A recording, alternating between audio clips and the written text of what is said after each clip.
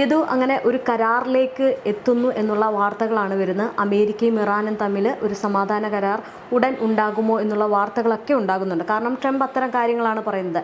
ഇതിനിടയിൽ ഒരു പക്ഷേ നമ്മൾ ഇത്രയും നാൾ കാത്തിരുന്ന ആ ഒരു സമാധാന കരാർ വരുവാണെങ്കിൽ ഇവിടെ ഏറ്റവും കൂടുതൽ തിരിച്ചടിയാകുന്നത് ഇസ്രയേലിനായിരിക്കും. ഇസ്രയേൽ മൊത്തത്തിൽ വലിയ രീതിയിലുള്ള പ്രതിസന്ധിയിലേക്ക് പോകും. കാരണം നെതന്യാഹുവിൻ്റെ നിലനിൽപ്പിന് ഈ ഒരു യുദ്ധം ഉണ്ടായേ പറ്റൂ. പല ഘട്ടങ്ങളിലായിട്ട് ഈ വെടിനിർത്തൽ കരാർ അമേരിക്ക കൊണ്ടുവരാൻ തുടങ്ങുമ്പോഴും ഇസ്രയേൽ അതിൽ ഇടങ്കോലിട്ട് വീണ്ടും യുദ്ധം നീട്ടിക്കൊണ്ടു പോകാനാണ് ആഗ്രഹിച്ചിരുന്നത്. കാരണം ഇസ്രയേലിന് ഈ യുദ്ധം എന്ന് പറയുന്നത് നീട്ടിക്കൊണ്ടു പോകാനാണ്, സ്വന്തം നിലനിൽപ്പിനാണ്. പക്ഷെ അമേരിക്കയെ സംബന്ധിച്ചിടത്തോളം ഒരിക്കലും ഈ ഒരു യുദ്ധം നീട്ടിക്കൊണ്ടു പോകാൻ ആഗ്രഹിച്ചിരുന്നില്ല. അവർക്ക് വേണ്ടത് പണമായിരുന്നു. ആ പണത്തിന് വേണ്ടിയിട്ടും അല്ലെങ്കിൽ ഈ പറയുന്ന രീതിയിലുള്ള, അതായത് ഞങ്ങൾ വലിയ നേതാക്കളാണ്, ഞങ്ങൾ ലോകത്തിൻ്റെ വലിയ ശക്തിയാണെന്ന് വരുത്തി തീർക്കാൻ വേണ്ടിയിട്ടുമായിരുന്നു ട്രംപ് ഈ പരിപാടി നടത്തിയത്. ഇപ്പോൾ ട്രംപ് പറഞ്ഞിരിക്കുന്ന അനുസരിച്ച് ഒരു സമാധാന കരാർ വരികയാണെങ്കിൽ ഏതൊക്കെ രീതിയിലായിരിക്കും അത് ഇസ്രയേലിന് വലിയ തിരിച്ചടിയാവുന്നത്? രേഷ്മ, ഇതിൽ ആദ്യം സമാധാന കരാർ വരുന്നു എന്ന് പറയുന്നത് ഈ ഞായറാഴ്ചയാണ്. ഞായറാഴ്ച ജനീവയിൽ വെച്ചിട്ട് ഒരു സമാധാന കരാറിൽ ഒപ്പുവയ്ക്കും എന്നാണ് അമേരിക്കൻ പ്രസിഡന്റ് ഡൊണാൾഡ് ട്രംപ് പറഞ്ഞിരിക്കുന്നത്. ഇറാൻ അത് ഭാഗികമായിട്ടാണ് അംഗീകരിച്ചിരിക്കുന്നത്. അതായത് ഒരു പൂർണ്ണമായ കരാറല്ല, പ്രാഥമിക ഘട്ടം എന്ന നിലയിൽ ഒരു വെടിനിർത്തൽ വരട്ടെ, പശ്ചിമേഷ്യയുടെ സമാധാനത്തിന് വേണ്ടി ഒരു വെടിനിർത്തൽ വരട്ടെ എന്ന നിലയിൽ ഒരു പ്രാഥമിക കരാറാണ്. ആ കരാറിലെ ഏറ്റവും പ്രധാനപ്പെട്ട വ്യവസ്ഥ എന്ന് പറയുന്നത് ഇങ്ങോട്ട് ചെയ്താൽ അങ്ങോട്ടും. അതായത് ഇറാൻ അമേരിക്കയ്ക്ക് മുമ്പിൽ കുറേ നിർദ്ദേശങ്ങൾ വെച്ചിട്ടുണ്ട്. അത് ഇറാൻ്റെ മേലുള്ള ഉപരോധങ്ങൾ നീക്കുന്നത് അടക്കമുള്ള പ്രാഥമികമായ ചില നിർദ്ദേശങ്ങൾ വെച്ചിട്ടുണ്ട്. ഇനി ലെബനോനെ ആക്രമിക്കരുത്, ഇസ്രായേൽ യുദ്ധത്തിൽ നിന്ന് പിന്മാറണം, ഞങ്ങൾ ആണവോർജ്ജം തൽക്കാലം കൈമാറുന്നില്ല, എന്നാൽ മറ്റു കാര്യങ്ങളെക്കുറിച്ച് പിന്നീട് ആലോചിക്കാമെന്ന നിലയിൽ ഇറാൻ്റെ പ്രാഥമികമായ ആവശ്യങ്ങൾ നേടിയെടുക്കുകയും ഒപ്പം അമേരിക്ക നടത്തുന്ന ആക്രമണങ്ങളും ഇസ്രായേൽ ലെബനനിൽ നടത്തുന്ന ആക്രമണങ്ങളും അവസാനിപ്പിക്കുകയും ചെയ്യുക. ആദ്യഘട്ടത്തിൽ അത് നടക്കട്ടെ എന്ന ലക്ഷ്യത്തിലാണ് ഇപ്പോൾ ഇറാൻ ഈ കരാറിൽ ഒപ്പുവയ്ക്കാൻ സമ്മതിച്ചിരിക്കുന്നത്. ഇനി രണ്ടെണ്ണം അടിച്ച് രാത്രി ട്രംപ് ഏതെങ്കിലും ബട്ടണിൽ പിടിച്ച് നീക്കി ഇന്ന് രാത്രി യുദ്ധം ഉണ്ടാവും നമുക്കറിയില്ല. കാരണം ഇത് 39ാമത്തെ തവണയാണ് ട്രംപ് ഇങ്ങനെ പറയുന്നത്, വെടിനിർത്തൽ വരുന്നു, യുദ്ധം നിർത്തുന്നു എന്ന രീതിയിൽ. ഇത് 3ാമത്തെ തവണയാണ് ട്രംപ് ഇന്നലത്തെയും കൂടി ചേർത്ത് ഇറാനെ തകർക്കും, ഇല്ലാതാക്കും എന്ന് വീണ്ടും വീണ്ടും പറയുന്നത്. അപ്പോൾ ട്രംപിനെ വിശ്വസിക്കാൻ കഴിയില്ല എന്നുള്ള വാദം നിലനിൽക്കുമ്പോൾ തന്നെ ലോകത്തിൻ്റെ മുഴുവൻ സമാധാനത്തിനും ശാന്തിക്കും വേണ്ടി ഇങ്ങനെ ഒരു കരാർ ഉണ്ടാകട്ടെ എന്ന് പ്രത്യാശിക്കുകയും ചെയ്യുകയാണ്.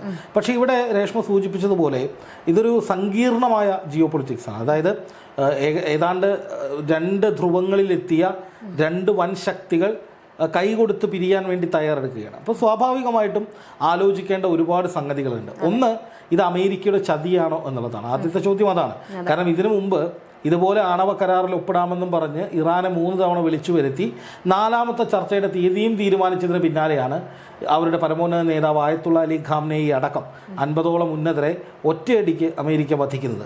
അപ്പോൾ അതുകൊണ്ട് തന്നെ ഈ കരാറിൽ ഒപ്പിടൽ അല്ലെങ്കിൽ താൽക്കാലിക വെടിനിർത്തൽ എന്ന് പറയുന്നത് ഇറാനെ മയപ്പെടുത്തി ഇറാൻ സൗമ്യമായിരിക്കുന്ന സമയത്ത് വേറെ ഏതെങ്കിലും കടുത്ത നീക്കങ്ങളിലേക്ക് പോകാനാണോ എന്നുള്ളൊരു ചോദ്യം ഇപ്പോഴും നിലനിൽക്കുന്നുണ്ട്. രണ്ടാമത്തെ കാര്യമെന്ന് പറയുന്നത് അമേരിക്കയെ സംബന്ധിച്ച് അമേരിക്ക 4 സുപ്രധാനമായ ലക്ഷ്യങ്ങളുമായിട്ടാണ് ഇറാനെ കടന്നാക്രമിക്കുന്നത്. അതിലേറ്റവും പ്രധാനപ്പെട്ടത് ഭരണമാറ്റമായിരുന്നു. അതുപോലെ തന്നെ ആണവോർജ്ജം, സമ്പുഷ്ടീകരിച്ച യുറേനിയം അടക്കമുള്ളവ ഞങ്ങൾ പിടിച്ചെടുക്കും, അത് ഞങ്ങൾ ഉപയോഗിക്കും, നിങ്ങൾക്കിനി ആണവോർജ്ജം തരില്ല എന്നുള്ളതായിരുന്നു. അടുത്ത ഒരു ലക്ഷ്യമെന്ന് പറയുന്നത് ട്രംപ് യുദ്ധത്തിനിടയിൽ പറഞ്ഞത് അവിടുത്തെ എണ്ണപ്പാടങ്ങൾ മുഴുവൻ വെനസ്വേലയിലെ പോലെ ഞാൻ നിയന്ത്രിക്കും എന്നുള്ളതായിരുന്നു. 4ാമത്തെ പരമപ്രധാനമായിട്ട് അമേരിക്ക ലക്ഷ്യമിട്ടിരുന്ന ഒരു കാര്യം ഇറാൻ്റെ നിരായുധീകരണം എന്നുള്ളതായിരുന്നു. അത് ഇസ്രായേലിന് വേണ്ടിയാണ്. ഒരിക്കലും ഒരു ഭീഷണി ഇനി ഇസ്രായേലിനുണ്ടാകാത്ത വിധത്തിൽ സമ്പൂർണ്ണമായി ഇറാനെ കോളനിവൽക്കരിച്ച് തങ്ങളുടെ ഒരു കോളനിയാക്കി നിർത്തി നിരായുധീകരിക്കുക. ഒന്നുകിൽ ആ മിസൈലുകൾ മുഴുവൻ എടുക്കുക, അല്ലെങ്കിൽ അത് മുഴുവൻ നിർവീര്യമാക്കി കളയുക. ഈ 4 ആവശ്യങ്ങളും ഇതുവരെ നടപ്പായിട്ടില്ല, അല്ലെങ്കിൽ ആ 4 ആഗ്രഹങ്ങളും ഇതുവരെ പൂർത്തീകരിക്കാൻ കഴിഞ്ഞിട്ടില്ല. എന്നിട്ടും ട്രംപ് ഒരു വിട്ടുവീഴ്ചയ്ക്ക് തയ്യാറാകുന്നു എന്ന് പറഞ്ഞാൽ പ്രാഥമികമായത് ട്രംപിൻ്റെ പരാജയം തന്നെയാണ്. പക്ഷേ ആ പരാജയം സംഭവിക്കുമ്പോഴും ട്രംപ് മുന്നോട്ട് വയ്ക്കുന്നത് എന്താണ്, അതായത് ട്രംപ് എന്തിനു വേണ്ടി ഇത് ചെയ്യുന്നു എന്നുള്ളൊരു ചോദ്യം വലിയ തോതിൽ ഉയരുന്നുണ്ട്. കാരണം ഉദ്ദേശ ലക്ഷ്യങ്ങളൊന്നും നേടിയില്ല. ഹോർമുസ് കടലിലേക്ക് സ്വയം തുറക്കും എന്ന് പലതവണ പറഞ്ഞിട്ടും അതും നടന്നില്ല. ഇറാൻ തങ്ങൾ പറയുന്ന നിർദ്ദേശങ്ങൾ അതേപടി അംഗീകരിക്കാൻ പോകുന്നു എന്ന് പലതവണ പറഞ്ഞു, അതും ഉണ്ടായില്ല. അങ്ങനെ അമേരിക്ക പറഞ്ഞതൊന്നും ഇറാൻ്റെ സൈനിക ശേഷി അടക്കം ഇല്ലാതായി എന്നൊക്കെ പലതവണ അമേരിക്ക പറഞ്ഞിട്ടും അതും എവിടെയും എത്തിയില്ല. പക്ഷേ ഇങ്ങനെ ഒന്നും നടക്കാതായിട്ടും വീണ്ടും ട്രംപ് യുദ്ധം ചെയ്യാതെ എന്തുകൊണ്ട് സമാധാനത്തിലേക്ക് പോകുന്നു എന്നുള്ളത് വലിയൊരു ചോദ്യമാണ്. ആ ചോദ്യത്തിനുള്ള ഉത്തരം എന്താണെന്ന് അറിഞ്ഞാലേ ട്രംപിൻ്റെ മനസ്സിലിരിപ്പ് ശരിക്കും എന്താണ് എന്ന് നമുക്ക് പറയാൻ പറ്റുള്ളൂ. ഇതും ഇപ്പോൾ പറഞ്ഞതുപോലെ തന്നെ ട്രംപ് ഒപ്പിടുകയാണെന്ന് വെച്ചോ. അങ്ങനെയാണെങ്കിൽ ഇപ്പോൾ നിലവിൽ ഹോർമുസ് അടച്ചിട്ടിരിക്കുകയാണ്, അവിടെ സംഘർഷം നടക്കുന്നുണ്ട്. അപ്പോൾ ഈ ഹോർമുസ് കടലിൽ അല്ലെങ്കിൽ ഈ മിഡിൽ ഈസ്റ്റിൽ നടക്കുന്ന ഈ ഒരു യുദ്ധം എന്ന് പറയുന്ന ഒരു നാടകീയ യുദ്ധമായിരിക്കും. കാരണം ഈ ഇസ്രയേലിനെ ഒരു പക്ഷേ ചതിക്കാൻ സാധ്യത കൂടുതലാണ്. ഇപ്പോൾ ഏത് പറഞ്ഞതനുസരിച്ച് ഈ ഇറാൻ ഒപ്പം നിന്ന് കഴിഞ്ഞാൽ, അല്ലെങ്കിൽ ഒരു വശത്ത് ഇസ്രയേലിനെ ചതിക്കണം, അല്ലെങ്കിൽ ഈ മിഡിൽ ഈസ്റ്റിനെയും ലോകത്തെയും മൊത്തവും പറ്റിച്ചുകൊണ്ട് ഈ ഒരു യുദ്ധം മുന്നോട്ട് കൊണ്ടുപോയിട്ട് വേറെ എന്തെങ്കിലും ഒരു നീക്കം അല്ലെങ്കിൽ എന്തെങ്കിലും ട്രംപ് പെട്ടെന്ന് ഒരു എന്തെങ്കിലും കാര്യം നടത്താനുള്ള ഒരു സാധ്യത കൂടുതലാണോ? അല്ല, ഇവിടെ കൃത്യമായി പറയാം, ട്രംപിന് ഒരു വെടിക്ക് രണ്ട് പക്ഷി എന്നുള്ളൊരു നിലയിലേക്കാണ് ട്രംപ് ഇപ്പോൾ നീക്കുന്നത്. അതായത് ട്രംപ് എന്ന് പറയുന്നത് ബേസിക്കലി ഒരു ബിസിനസ്സുകാരനാണ്. ട്രംപിൻ്റെ അളിയനും ഒരുപാട് റിയൽ എസ്റ്റേറ്റ് കമ്പനികളും ഈ എണ്ണ ഇടപാടുകൾ നടത്തുന്ന കമ്പനിയും സ്റ്റോക്ക് മാർക്കറ്റും ഒക്കെ ആയിട്ട് വലിയ ബിസിനസ് ഡീലുകൾ നടത്തുന്ന ഒരു ബിസിനസ് മാഗ്നറ്റിൻ്റെ ഒരു അറ്റമാണ് ഈ ട്രംപ് എന്ന് പറയുന്നത്. ട്രംപിൻ്റെ ജീവചരിത്രം അല്ലെങ്കിൽ ട്രംപിൻ്റെ രീതികളൊക്കെ നമുക്ക് ഗൂഗിൾ ചെയ്താൽ ആർക്കും മനസ്സിലാവും. വലിയ തോതിൽ ബിസിനസ് താല്പര്യങ്ങളുള്ള ഒരു മനുഷ്യനാണ്. അപ്പോൾ സ്വാഭാവികമായിട്ടും ട്രംപിനെ സംബന്ധിച്ച് നമ്മൾ ഈ പൊന്മുട്ടയിടുന്ന താറാവ് എന്ന് പറയുന്നത് പോലെ, അല്ലെങ്കിൽ അക്ഷയ ഖനി എന്നൊക്കെ പറയുന്നത് പോലുള്ള ഒരു വലിയ മേഖലയാണ് ഈ ഗൾഫ്, പേർഷ്യൻ ഗൾഫ് ഉൾപ്പെടുന്ന ഇറാനൊക്കെ ഉൾപ്പെടുന്ന മേഖല എന്ന് പറയുന്നത്. ട്രംപിനെ സംബന്ധിച്ചൊരു വലിയ അക്ഷയ ഖനിയാണ്. എത്ര എടുത്താലും തീരാത്ത വിധത്തിലുള്ള സ്രോതസ്സുകളുള്ള, അതിപ്പോൾ പെട്രോളിയം ആയാലും ഗ്യാസ് ആയാലും മറ്റ് ഊർജ്ജ സ്രോതസ്സുകളായാലും, ഇപ്പോൾ ഈ പറയുന്ന ഇറാൻ്റെ ഭൂമിശാസ്ത്രപരമായ പ്രത്യേകതകൾ ഉപയോഗിച്ച് നടത്താൻ കഴിയുന്ന യുറേനിയം സമ്പുഷ്ടീകരണമായാലും ഒക്കെ ഒരുപാട് സാധ്യതകൾ ട്രംപിന് മുമ്പിലുണ്ട്. അപ്പോൾ സ്വാഭാവികമായിട്ടും ട്രംപിനെ സംബന്ധിച്ച് ഇസ്രായേലുമായിട്ടുള്ള ചങ്ങാത്തം എപ്പോഴും തിരിച്ചടികളെ നൽകിയിട്ടുള്ളൂ. നെതന്യാഹുവിനെ സംബന്ധിച്ച് ആകെയുള്ള ഒരേ താല്പര്യം യുദ്ധം മുന്നോട്ട് കൊണ്ടുപോവുക, ആ യുദ്ധം മുന്നോട്ട് കൊണ്ടുപോകുന്നതിലൂടെ തൻ്റെ അധികാരം ഉറപ്പിക്കുക, അതുപോലെ തന്നെ യുദ്ധം ചെയ്യുന്നതിലൂടെ തങ്ങൾക്കെതിരായ ഭീഷണികൾ ഇല്ലാതാക്കുക. ഇതൊക്കെയാണ് നെതന്യാഹുവിൻ്റെ ഡീലുകൾ. അല്ലാതെ അതുവഴി വേറെ വലിയ കാര്യങ്ങളിലേക്കൊന്നും നെതന്യാഹു പോകുന്നില്ല. നെതന്യാഹുവിനെ സംബന്ധിച്ച് തൻ്റെ തടി രക്ഷിക്കുക എന്നുള്ളതിനപ്പുറം മറ്റൊന്നുമില്ല. അവിടെയാണ് ചോദിക്കേണ്ടത്. അതായത് ട്രംപ് ഇപ്പം ഒരു പക്ഷേ ചതിക്കുകയാണെന്ന് മുൻകൂട്ടി തിരിച്ച് അറിഞ്ഞിട്ടായിരിക്കുമോ ഈ ട്രംപിൻ്റെ അല്ലെങ്കിൽ അമേരിക്കയുടെ ചില രഹസ്യ വിവരങ്ങൾ, അവരുടെ നീക്കങ്ങളൊക്കെ കഴിഞ്ഞ ദിവസം ഇസ്രയേൽ ചോർത്തി, അല്ലെങ്കിൽ ഇസ്രയേലിൻ്റെ ഏജൻസികളുടെ കയ്യിലുണ്ട് എന്ന്, രഹസ്യാന്വേഷണ ഏജൻസികളുടെ കയ്യിലുണ്ട് എന്ന് പറയുന്നത്. എന്തുകൊണ്ടാണ് അത്രയും ഉറ്റ സുഹൃത്തിൻ്റെ രാജ്യം, അല്ലെങ്കിൽ അവർ നടത്തുന്ന ഈ ഈ ഇറാനുമായിട്ടുള്ള ചർച്ചകളും അല്ലെങ്കിൽ അവരുമായിട്ട് നടത്താനിരിക്കുന്ന കാര്യങ്ങളൊക്കെ ഈ ഇസ്രയേൽ ചോർത്തേണ്ട കാര്യം എന്താണ്? അതുകൊണ്ട് ഇസ്രായേലിനെ സംബന്ധിച്ച് അമേരിക്കയുമായിട്ടുള്ള ബന്ധത്തിൽ ഒരു വലിയ വിള്ളൽ വീണിട്ടുണ്ട്. അത് തുടങ്ങി വെച്ചത് ട്രംപ് തന്നെയാണ്. ട്രംപാണ് ഒരു സുപ്രഭാതത്തിൽ നെതന്യാഹുവിനെ വിളിച്ചിട്ട്, നീ കാരണമാണ് ഞാൻ കുടുങ്ങിപ്പോയത്, ഞാനില്ലായിരുന്നെങ്കിൽ നീ അവിടെ നിന്ന് മാറിപ്പോയേനെ എന്നൊക്കെ പറഞ്ഞ് രൂക്ഷമായ ഭാഷയിൽ ചീത്ത വിളിക്കുന്നു. അത് അമേരിക്കൻ മാധ്യമങ്ങളടക്കം സകലമാന മാധ്യമങ്ങളും ആഘോഷിക്കുന്നു. നെതന്യാഹുവിന് വലിയ നാണക്കേടാവും.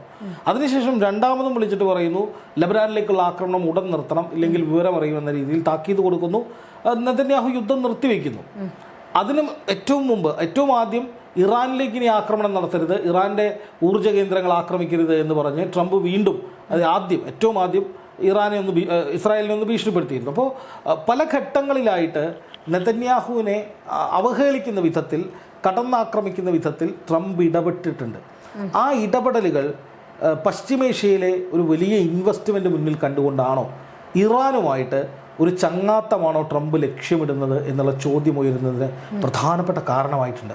കാരണം ഇതിനു മുമ്പ് ഈ യുദ്ധം തുടങ്ങുന്ന സമയത്ത്, അല്ലെങ്കിൽ അതിന് തൊട്ട് മുമ്പ് ആണവ ചർച്ചകളൊക്കെ നടക്കുന്ന സമയത്ത്, അല്ലെങ്കിൽ ഇറാനെതിരായ ഉപരോധം അമേരിക്ക കടുപ്പിക്കുന്ന സമയത്ത്, ഇറാൻ്റെ ഭരണാധികാരികൾ അല്ലെങ്കിൽ വിദേശകാര്യമന്ത്രി ആയിക്കോട്ടെ, IRGC ആയിക്കോട്ടെ, ഇവരുടെ ഭാഗത്തു നിന്നുണ്ടായ ഒരു പ്രതികരണം എന്ന് പറയുന്നത്, ട്രംപിന് വേണമെങ്കിൽ ഇവിടെ വന്ന് ബിസിനസ് ചെയ്യാം, ഞങ്ങളുടെ ഉപരോധം നീക്കിയാൽ നിങ്ങൾക്ക് ഇവിടെ വന്ന് ബിസിനസ് ചെയ്യാം, അത് ക്രിപ്റ്റോയിൽ ചെയ്യാം, ക്രിപ്റ്റോ ഓയിൽ ഡീലുകൾ നടത്താം എന്ന് ഒരു തവണ ഇറാൻ ഓഫർ ചെയ്തിരുന്നു.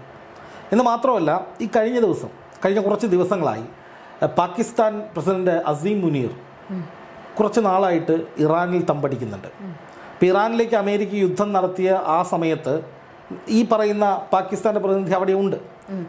ഇവർ തമ്മിൽ, ഈ ഇറാനും പാകിസ്ഥാനും തമ്മിൽ ചർച്ചകൾ പുരോഗമിക്കുന്നുണ്ട്, പലതരത്തിലുള്ള ചർച്ചകൾ നടക്കുന്നുണ്ട്. അപ്പോൾ ആ ചർച്ചകൾക്കിടയിലാണ് ഇറാൻ ട്രംപ് പറയുന്ന നിർദ്ദേശങ്ങൾ അംഗീകരിക്കുന്നത്. ഒരിക്കലും പൂർണ്ണമായി അംഗീകരിക്കുമെന്ന് ഇറാൻ പറയുന്നില്ല, ഇറാന് ട്രംപിനെ കണ്ണടച്ച് വിശ്വസിക്കാനും കഴിയില്ല. പക്ഷേ ട്രംപ് പറയുന്ന ചില കാര്യങ്ങൾ അംഗീകരിക്കാം, പ്രാഥമികമായൊരു വെടിനിർത്തലിലേക്ക് പോകാമെന്ന് ഇറാൻ പറയുന്നത് എന്തോ ഒരു ചർച്ച നടന്നതിൻ്റെ അടിസ്ഥാനത്തിലാണ്. കാരണം ഇറാൻ ഇത്രയും കാലം പറഞ്ഞിരുന്നത് ഒരു കാരണവശാലും ഞങ്ങൾ വിട്ടുവീഴ്ചയ്ക്കില്ല. അപ്പോൾ ആ ചർച്ച എന്ന് പറയുന്നത് ഒരിക്കലും അമേരിക്കയ്ക്ക് മാത്രം ഫേവറബിൾ ആയിട്ടുള്ള കാര്യങ്ങളല്ല. ഇറാൻ്റെ ആവശ്യങ്ങളിൽ പ്രധാനപ്പെട്ടത് ചിലത് അംഗീകരിക്കപ്പെടും എന്ന ഉറപ്പ് ഇറാന് നൽകുകയും ആ ഉറപ്പുകൾ അംഗീകരിക്കപ്പെട്ടാൽ ഇറാന് വളരാനുള്ള അവസരം ഉണ്ടാവുകയും ചെയ്യും എന്ന ഉറപ്പാണ് ഇറാന് ലഭിച്ചിരിക്കുന്നത്. അതെന്താണ്? കാരണം ഇപ്പം പലരും ഇവിടുത്തെ പല മിത്രങ്ങളും ഇന്ന് എഴുതി തള്ളുന്നത് ഇറാൻ അമേരിക്കയ്ക്ക് മുന്നിൽ ഭയന്നു, ഒടുവിൽ അമേരിക്ക പറഞ്ഞതെല്ലാം ഇറാന് സമ്മതിക്കേണ്ടി വന്നു, അങ്ങനെയാണ് വെടിനിർത്തൽ കരാർ വരുന്നതെന്നാണ് പലരും തള്ളുന്നത്. പക്ഷേ അതൊന്നുമല്ല എന്നുള്ളതാണ് യാഥാർത്ഥ്യം. ഒരു ഡീല് നടന്നിട്ടുണ്ട്. ഈ ഡീലെന്ന് പറയുന്നത് ഇറാനും അമേരിക്കയും തമ്മിലുള്ള ഏതോ ഒരു കണക്ഷനാണ്. ഇപ്പോൾ ഇറാനെ സംബന്ധിച്ച് ഇറാന് എണ്ണ വിപണി തുറന്നു കിട്ടുക എന്നുള്ളതാണ് പരമപ്രധാനമായ ലക്ഷ്യം. ഇപ്പോൾ ഹോർമുസിൽ ടോൾ പിരിച്ചില്ലെങ്കിലും ഇറാന് പ്രശ്നം വരുന്നില്ല, കാരണം ഇറാൻ ടോൾ പിരിച്ചല്ല ജീവിച്ചിരുന്നത്. പക്ഷേ ഇറാൻ സുവർണ കാലഘട്ടത്തിൽ ഏറ്റവും അധികം ഹൈപ്പിലുണ്ടായിരുന്ന സമയത്ത്, അല്ലെങ്കിൽ ഈ ഇസ്ലാമിക ഭരണം വന്നതിന് ശേഷവും ഇറാൻ പിടിച്ചു നിന്നത് അവരുടെ എണ്ണ വ്യാപാരത്തിലൂടെ തന്നെയാണ്. അപ്പോൾ അതുകൊണ്ട് തന്നെ ഇറാനെ സംബന്ധിച്ച് ആ പാത തുറന്നു കിട്ടിയാൽ, അതായത് ഉപരോധങ്ങൾ പൂർണ്ണമായി നീക്കപ്പെട്ടാൽ, കൃത്യമായി എണ്ണ അന്താരാഷ്ട്ര തലത്തിൽ കച്ചവടം ചെയ്യാൻ അവസരം കിട്ടിയാൽ ഇറാൻ അതിവേഗത്തിൽ അവരുടെ സാമ്പത്തിക പ്രതിസന്ധികളും മറ്റ് പ്രതിസന്ധികളും അതിജീവിച്ച് മുന്നോട്ട് വരാൻ കഴിയും. രണ്ടാമതായി ഇറാൻ്റെ നിലവിലെ ഭരണകൂടം, അത് മുസ്തഫ ഖാംനെയിയാണ് ഭരണാധികാരി എങ്കിലും ഇപ്പോൾ അവിടെ കാര്യങ്ങൾ തീരുമാനിക്കുന്നത് IRGC ആണ്. അപ്പോൾ IRGCയെ സംബന്ധിച്ച് ഇപ്പോൾ അവിടുത്തെ പ്രസിഡന്റ് മസൂദ് പെഷഷ്കിയാൻ എന്ന് പറയുന്ന പ്രസിഡന്റ് ഒരു മിതവാദിയാണ്. അദ്ദേഹം ആക്രമണങ്ങൾക്കോ അല്ലെങ്കിൽ വലിയ യുദ്ധങ്ങൾക്കോ ഒന്നും ഇറങ്ങാത്ത ഒരാളാണ്. പണ്ട് മുതലേ അങ്ങനെയാണ്. ഈ യുദ്ധമൊക്കെ വരുന്നതിന് മുമ്പേ അദ്ദേഹത്തിൻ്റെ ഒരു രീതി അങ്ങനെയാണ്. പക്ഷേ അപ്പോഴും അവിടെ കാര്യങ്ങൾ തീവ്രമായ നിലപാടുകൾ സ്വീകരിച്ചിരുന്നത് ആയത്തുള്ള അലി ഖാംനെയി തന്നെയാണ്. അപ്പം സ്വാഭാവികം IRGCയും ആയത്തുള്ള അലി ഖാംനെയുമായിരുന്നു. അപ്പോൾ സ്വാഭാവികമായിട്ടും IRGCക്ക് കൂടുതൽ പവർ കിട്ടുന്ന ഒരു സാഹചര്യം ഉണ്ടാകുന്നു. അപ്പോൾ IRGCയെ സംബന്ധിച്ച് അമേരിക്ക തങ്ങളോട് നെഗോഷിയേറ്റ് ചെയ്യുകയാണ്, തങ്ങളുടെ കീഴിലേക്ക് വരികയാണ്, നിങ്ങൾക്ക് വേണ്ടത് ഞങ്ങൾ ചെയ്തു തരാം, നമുക്ക് ഒന്നിച്ച് പോകാമെന്ന് പറയുകയാണെങ്കിൽ ഇറാനെ സംബന്ധിച്ച് വളരാനുള്ള ഏറ്റവും വലിയൊരു അവസരമാണത്. ഒരു പക്ഷേ അത്തരത്തിലൊരു വ്യവസായ ഡീൽ അവിടെ നടന്നിട്ടുണ്ടാകാം. അതായത് ഇറാൻ്റെ എണ്ണ ക്രിപ്റ്റോയിൽ, ഇപ്പോൾ ഡോളറിൽ കൈമാറ്റം ചെയ്യുമ്പോഴാണ്, അല്ലെങ്കിൽ ഡോളറിൽ ഇടപാട് നടത്തുമ്പോഴാണ് അത് അമേരിക്കയോടുള്ള വിധേയത്വമാവുള്ളൂ. ക്രിപ്റ്റോ കറൻസിയിലാണ്, ക്രിപ്റ്റോ ഓയിലാണ് അത് ഡീൽ ചെയ്യുന്നതെങ്കിൽ അത് ഇറാനെ സംബന്ധിച്ച് ഒരു തരത്തിലുള്ള വിട്ടുവീഴ്ചയുടെയും ഭാഗമല്ല എന്ന് പറയാൻ സാധിക്കും. കൂടുതൽ സഞ്ചാരപാതകൾ ലഭിക്കും, കൂടുതലായി എണ്ണ കച്ചവടം ചെയ്യാൻ കഴിയും. അതുമാത്രമല്ല IRGCയെ ട്രംപ് ഉപദ്രവിക്കുന്നില്ല എന്ന് വയ്ക്കുക. ഇപ്പോൾ പാകിസ്ഥാനോട് ട്രംപ് സൗഹൃദം സ്ഥാപിച്ചു വെച്ചിരിക്കുന്നത് എന്തിനാണ്? പാകിസ്ഥാനെ ഈ പറയുന്ന ഒരു മധ്യപൂർവ്വ ഏഷ്യയിലെ ഒരു ശക്തിയായിട്ട്, തങ്ങളുടെ ഒരു അടുപ്പക്കാരായിട്ട് ട്രംപ് എപ്പോഴും വിലയിരുത്തുന്നത് അല്ലെങ്കിൽ കൈകാര്യം ചെയ്യുന്നത് എന്തിനാണ്? ട്രംപിൻ്റെ വ്യാവസായിക താല്പര്യങ്ങൾ നടപ്പാക്കാൻ വേണ്ടി തന്നെയാണ്. അപ്പോൾ പാകിസ്ഥാൻ്റെ പ്രതിനിധി കാലങ്ങളായിട്ട് ഇറാനിലുണ്ട്, നിർണായക ചർച്ചകൾ പാകിസ്ഥാൻ നടത്തുന്നുണ്ട്. അപ്പോൾ അതിനുശേഷം ഇറാൻ അയയുന്നു എന്ന് പറയുമ്പോൾ അവിടെ ഒരു ഡീല് സംഭവിച്ചിട്ടുണ്ടാകാം. അതായത് അമേരിക്കയോട് ഇറാന് നേരിട്ട് ദേഷ്യം തോന്നേണ്ട കാര്യങ്ങൾ ഇല്ല എന്നല്ല. ആയത്തുള്ള അലി ഖാംനെയെ വധിച്ചതിനൊക്കെ പകരം ചോദിക്കേണ്ടതാണ്. ആ രീതിയിൽ ആക്രമണങ്ങൾ നടത്തിയിട്ടുമുണ്ട്. പക്ഷേ അമേരിക്കയല്ല ഇതിൻ്റെ യഥാർത്ഥ ഉത്തരവാദി. അമേരിക്കയെ കൊണ്ട് ചെയ്യിച്ചത് നെതന്യാഹുവാണ്. അപ്പോൾ ആത്യന്തികമായി ഇപ്പോൾ ഒരാൾ മറ്റൊരാളെ ആക്രമിക്കാൻ ഒരു കൊട്ടേഷൻ ടീമിന് പൈസ കൊടുത്ത് അവരെ ഏൽപ്പിച്ചു, അയാളത് ആക്രമിച്ചു. അപ്പോൾ സ്വാഭാവികമായിട്ടും ആക്രമണം ഏറ്റുവാങ്ങിയ ആൾ അറിയുകയാണ് ഇയാളല്ല, മറ്റൊരാൾ ഇയാളെ കൊണ്ട് ചെയ്യിച്ചതാണെന്ന് പറയുമ്പോൾ ഏറ്റവും കൂടുതൽ പക തോന്നേണ്ടത് ചെയ്യിച്ച ആളോടാണ്. അപ്പോൾ സ്വാഭാവികമായിട്ടും ട്രംപിനേക്കാൾ ഇറാന് ദേഷ്യം ഈ ഇസ്രായേലിനോടാണ്, നെതന്യാഹുവിനോട്. അപ്പോൾ അതുകൊണ്ട് തന്നെ ട്രംപിനെ സംബന്ധിച്ചാണെങ്കിൽ നെതന്യാഹു നിൽക്കുന്നില്ല, രഹസ്യങ്ങളൊക്കെ ചോർത്തി തൻ്റെ ചുറ്റും ഇങ്ങനെ നടക്കുകയാണ്, ശല്യക്കാരനായിട്ട് മാറുകയാണ്. ഏതെങ്കിലും തരത്തിൽ ഈ ഒരു ഡീല് നടത്തി ഇതൊന്ന് അവസാനിപ്പിക്കാനായിട്ട് ട്രംപ് ശ്രമിക്കുമ്പോൾ ഇടങ്കോലിടുകയാണ് ഇസ്രായേൽ. അപ്പോൾ ഒരു തരത്തിലും ഒരു സ്വൈര്യവും കിട്ടാത്ത അവസ്ഥയിലേക്ക് ട്രംപ് മാറുമ്പോഴാണ് നെതന്യാഹുവിനെ അടിച്ചോടിക്കുന്ന വിധത്തിൽ നിരന്തരമായിട്ട് നെതന്യാഹുവിന് നേരെ ട്രംപ് അറ്റാക്ക് ചെയ്തത് എന്നാണ് ഞാൻ മനസ്സിലാക്കുന്നത്. അപ്പോൾ സ്വാഭാവികമായിട്ടും ഇത് നടക്കുകയാണെങ്കിൽ, പരിപൂർണമായ കരാർ അല്ലെങ്കിൽ പോലും ആദ്യഘട്ട കരാർ എഴുതപ്പെട്ടാൽ, അതിൽ ഒപ്പുവെക്കപ്പെട്ടാൽ, നമുക്ക് മനസ്സിലാക്കേണ്ടത് ഇറാനുമായി എന്തോ ഒരു ഡീല്, അതും ഇറാന് ഗുണകരമായ ഒരു ഡീല് നടന്നിട്ടുണ്ട് എന്ന് തന്നെയായിരിക്കും. ഈ ഒരുപക്ഷെ അമേരിക്കയും ഇറാനും ഒന്നിക്കുകയാണ്, ഈ ഒരു ഡീല് നടന്നു കഴിഞ്ഞിരിക്കുകയാണ് എങ്കിൽ ഇരു രാജ്യങ്ങൾക്കും അല്ലെങ്കിൽ ഇരു രാജ്യങ്ങളുടെയും ശത്രു എന്ന് പറയുന്നത് ഒരുപക്ഷെ ഇസ്രായേലായിട്ട് മാറും. കാരണം ഇസ്രായേലിൻ്റെ സമ്മർദ്ദം നല്ല രീതിയിൽ അമേരിക്കയ്ക്കുണ്ട്. ഇപ്പോൾ ഏത് പറഞ്ഞതുപോലെ തന്നെ ഇറാൻ ഇപ്പോൾ ഏറ്റവും കൂടുതൽ കോപം കൊണ്ടിരിക്കുന്നത് ഈ ഇസ്രായേലിനെയാണ്. അങ്ങനെയാണെങ്കിൽ ഇസ്രായേലിന് ഒരു നിലനിൽപ്പിന് ഈ പറയുന്ന യുദ്ധം ആവശ്യമാണ്. അങ്ങനെ ഒരു ഡീല് നടന്നു കഴിഞ്ഞാൽ ഒറ്റപ്പെട്ടു എന്ന് മനസ്സിലാക്കി ലെബനാനിലേക്ക് വീണ്ടും ആക്രമണം നടത്തുകയാണെങ്കിൽ ഈ അമേരിക്കയും ഇറാനും ഒരുമിച്ച് നിൽക്കാൻ സാധ്യതയുണ്ടോ? അല്ല, സായുധമായിട്ട് ഒന്നിച്ച് നിൽക്കാനോ സാമ്പത്തികമായിട്ട് ഒന്നിച്ച് നിൽക്കാനുള്ള സാധ്യത, ഒരു ഗിവ് ആൻഡ് ടേക്ക് പോളിസിയിൽ പോകാനുള്ള സാധ്യതയേ ഉള്ളൂ. എന്ന് മാത്രമല്ല, അമേരിക്കയുടെ കൂടി ഇടപെടലോടുകൂടിയാണ് പരമോന്നത നേതാവിനെ കൊലപ്പെടുത്തിയത്. അതുകൊണ്ട് തന്നെ അമേരിക്കയ്ക്ക് എന്ത് തോന്നിയാസവും ഇറാനിൽ ചെയ്യാനുള്ള സ്വാതന്ത്ര്യമൊന്നും ഇറാൻ കൊടുക്കില്ല. പക്ഷേ ഇവിടെ എല്ലാവർക്കും ഗുണകരമാകുന്ന രീതിയിൽ ഇതൊന്ന് അവസാനിക്കണമെന്നുള്ളത് ഇറാൻ്റെ കൂടി ആഗ്രഹമാണ്. ഇറാൻ എല്ലാ കാലത്തും യുദ്ധം മാത്രം ചെയ്ത് നിലനിൽക്കാൻ കഴിയില്ല. ഇറാൻ ഹോർമുസ് ഇങ്ങനെ എല്ലാ കാലത്തും അടച്ചിട്ടാൽ ഇറാൻ ഒരു പ്രയോജനവുമില്ല. മറിച്ച് അവിടെ ടോൾ പിരിക്കാൻ ഇറാന് കഴിയുമെങ്കിൽ അത് ഗുണകരമാണ്. പക്ഷേ അതിനേക്കാൾ അനേകായിരം ഇരട്ടി ഗുണം ചെയ്യുന്ന പരിപാടിയാണ് ഇറാന് ഓപ്പൺ മാർക്കറ്റ് കിട്ടുക എന്ന് പറയുന്നത്. അപ്പോൾ സ്വാഭാവികമായിട്ടും ഇറാൻ അങ്ങനെ ചെയ്യും. പിന്നെ അമേരിക്കയെ സംബന്ധിച്ച് നോക്കുക, അമേരിക്കയെ സംബന്ധിച്ചും യുദ്ധം ഇങ്ങനെ മുന്നോട്ട് കൊണ്ടുപോകാൻ കഴിയില്ല. അടുത്ത നവംബറിൽ അവിടെ തെരഞ്ഞെടുപ്പ് നടക്കാൻ പോവുകയാണ്. ട്രംപ് താഴെ പോകുന്നു തന്നെയാണ് പറയുന്നത്. ഈ ട്രംപിനെതിരായ ജനവികാരം ഉയരുന്നതിന് ഏറ്റവും പ്രധാനപ്പെട്ട കാരണം നെതന്യാഹുവുമായിട്ടുള്ള ചങ്ങാത്തമാണ്. അത് ഞാൻ ചോദിക്കാൻ വന്നത്, ഇത് ഈ പലതവണയായിട്ട് നെതന്യാഹുവായിട്ട് ഭിന്നത ഉണ്ടാക്കുന്നു. നെതന്യാഹുവിനെ ഫോണിൽ വിളിച്ച് വലിയ രീതിയിൽ തന്നെ വിമർശിക്കുന്നു.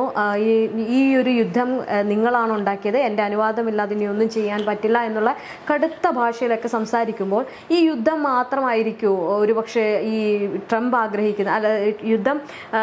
യുദ്ധത്തെ മാത്രമല്ല, ഈ രാഷ്ട്രീയവും കൂടി അതിലേക്ക് ഈ ട്രംപ് വലിച്ചിടുന്നില്ലേ? കാരണം ഈ ഏതു പറഞ്ഞതുപോലെ തന്നെ നവംബറിൽ ഈ പറയുന്ന ഇലക്ഷൻ വരാനിരിക്കുകയാണ്. അവിടെ ആ തെരഞ്ഞെടുപ്പ് വരുമ്പോൾ അവിടുത്തെ ജനങ്ങൾ ഒന്നടങ്കം പറയുന്നത് ഈ നെതന്യാഹുവിൻ്റെ പ്രശ്നമാണ് ഇന്ന് ട്രംപ് വന്നിരിക്കുന്നത്. അതിനെതിരെ വലിയ രീതിയിലുള്ള ജനരോഷവും ഉണ്ട്, പ്രതിഷേധങ്ങളൊക്കെ ഉണ്ട്.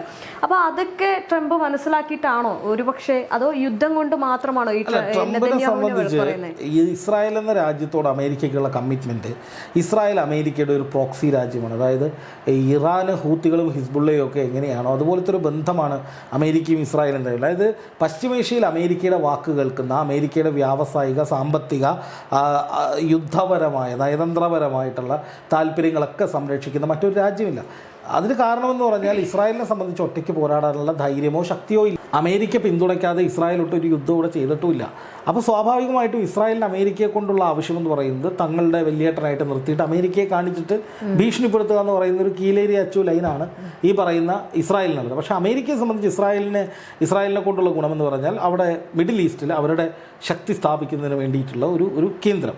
ഇപ്പോൾ ഏതെങ്കിലും ഒരു ഗൾഫ് രാജ്യവുമായോ ഒരു തീവ്രവാദ ഗ്രൂപ്പുമായിട്ടൊക്കെ അമേരിക്കയ്ക്ക് ഫൈറ്റ് ചെയ്യേണ്ടി വന്നാൽ അവിടെ ഇസ്രായേലിനെ ഉപയോഗിക്കാം എന്നുള്ളതാണ്. പക്ഷേ ഇപ്പോൾ ആ രാഷ്ട്രീയ സാഹചര്യമൊക്കെ ഒരുപാട് മാറി. അറബ് രാജ്യങ്ങളല്ലാതെ തന്നെ അമേരിക്കയുമായിട്ട് നല്ല ചങ്ങാത്തത്തിലാണ്. അറബ് രാജ്യങ്ങളുമായി കരാർ ഒപ്പിടുന്നു, അവിടങ്ങളിൽ പുതിയ പ്രൊജക്റ്റുകൾ ഉണ്ടാകുന്നു, സംയുക്തമായിട്ട് പല നീക്കങ്ങളും അമേരിക്കയെ വെൽക്കം ചെയ്യുകയാണ് ഗൾഫ് കൺട്രീസ്. അപ്പോൾ സ്വാഭാവികമായിട്ട് ഇനി അമേരിക്കയ്ക്ക് അവിടെ പിടിച്ചടക്കേണ്ട ആവശ്യമോ ഭയപ്പെടുത്തി നേടേണ്ട ആവശ്യമോ ഇല്ല. അങ്ങനെ ആവശ്യമുണ്ടായിരുന്ന ഒരേ ഒരു രാജ്യം ഇറാനായിരുന്നു. അമേരിക്കയ്ക്ക് ഭയപ്പെടുത്തി കീഴ്പ്പെടുത്തേണ്ട സാഹചര്യമുള്ള പശ്ചിമേഷ്യയിലെ ഒരേ ഒരു രാജ്യം ഇറാനായിരുന്നു. ആ ഇറാനെ ഇപ്പോൾ തന്ത്രപരമായി കൂടെ കൂട്ടാൻ കഴിയുമെങ്കിൽ അതാണ് അമേരിക്കയെ സംബന്ധിച്ച് ഏറ്റവും സേഫായിട്ടുള്ള മാർഗം. ഇറാൻ അടിച്ചിടാൻ കഴിയില്ല എന്നുള്ളത് അമേരിക്കയ്ക്ക് ബോധ്യപ്പെട്ടു. അപ്പോൾ സ്വാഭാവികമായിട്ടും കരുത്തന്മാരോട് സൗഹൃദം എന്നുള്ള ഒരു നയമുണ്ട്. അതായത് നമ്മുടെ ദുർബലന് മേൽ അധീശത്വം, നമ്മളെക്കാൾ ദുർബലനാണെങ്കിൽ അവനെ മേലെ കയറി നമുക്ക് എന്തും ചെയ്യാം. പക്ഷേ സമനോട് ബന്ധുത്വം, ദുർബലന് മേൽ അധീശത്വം, നമുക്ക് മുകളിലുള്ളവനോടാണെങ്കിൽ നമ്മൾ വിധേയത്വം സ്വീകരിക്കണമെന്നുള്ളതാണ് ലൈൻ. അപ്പോൾ അമേരിക്കയെ സംബന്ധിച്ച് ഇത്രയും കാലമായിട്ട് ഇറാൻ മുകളിൽ തന്നെയാണ്. ഇറാനെ മറികടന്നൊന്നും ചെയ്യാൻ അമേരിക്കയ്ക്ക് കഴിയുന്നില്ല. അപ്പോൾ സ്വാഭാവികമായും അല്പസ്വല്പം വിധേയത്വമാകാം. അത് ഇസ്രായേലിന് ദേഷ്യം വന്നാലും ശരി, ഇല്ലെങ്കിലും ശരി, ഇസ്രായേലിനോട് പണി നോക്കാൻ പറ എന്ന ലൈനിലേക്ക് അമേരിക്ക കളം മാറ്റി ചവിട്ടുകയാണ്. ഇത് ഇസ്രായേലിന് വലിയ ദോഷം ചെയ്യും. അപ്പോൾ ഇറാനും അമേരിക്കയും ഒന്നിച്ച് ഇസ്രായേലിനെ ആക്രമിക്കുകയോ ഇല്ലയോ ഒന്നുമില്ല, അങ്ങനെ നടക്കാൻ പോകുന്നില്ല. പക്ഷേ ഇറാൻ ഇസ്രായേലിനേക്കാൾ വലിയ ശക്തിയാകാനുള്ള സാധ്യതയുണ്ട്. അത് ഇസ്രായേലിന് കാലങ്ങളോളം, ഇത് ദൂരവ്യാപകമായി പ്രത്യാഘാതങ്ങൾ ഉണ്ടാക്കാൻ കഴിവുള്ള ഒന്നാണ്. അതിപ്പോൾ ഇറാൻ നാളെ രാവിലെ ഇസ്രായേലിനെ ആക്രമിക്കുമെന്നല്ല, മറിച്ച് ഇസ്രായേലിന് ഇറാനെയും ഈ ലെബനനെയും ഇനി ഗസയെയും ഒക്കെ ആക്രമിക്കാൻ ഇറങ്ങിയാൽ ഒന്ന് പേടിക്കേണ്ടി വരും. പഴയ കളി ഇസ്രായേലിന് നടക്കില്ല എന്നുള്ളതിലേക്കാണ് കാര്യങ്ങൾ എത്തപ്പെട്ടിരിക്കുന്നത്.